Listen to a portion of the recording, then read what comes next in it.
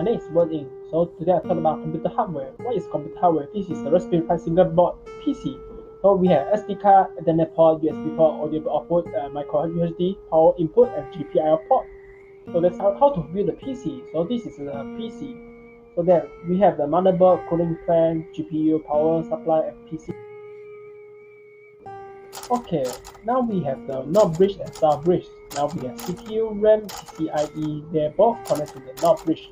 And the SATA bridge have a PCI, USB, ICSA, DAE, BIOS, and legacy. So this is the Linux booting process. We have a BIOS, manually control the hardware, MBR, boot, kernel, and the image level. This is the Linux kernel. We have a GNU C library to run the C language. And then this is the GNU called utilize can run PHP, MySQL, SQL, and other libraries such as .NET.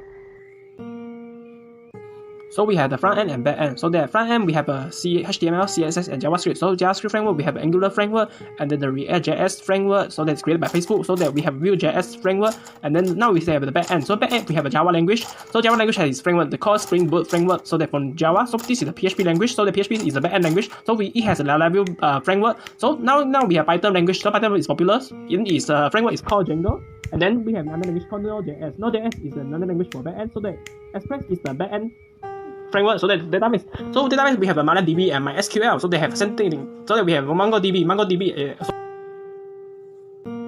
that we have a RESTful API server. So this server will connect to the REST server backend. That's how we mentioned already. So the backend will affect the data from the database to the REST server. So that we have a client desktop, client Android apps, iPhone apps, and then the client web app will send the request to the REST API gateway, and then this gateway will request REST server to send the data to the REST server, and then the server will respond to the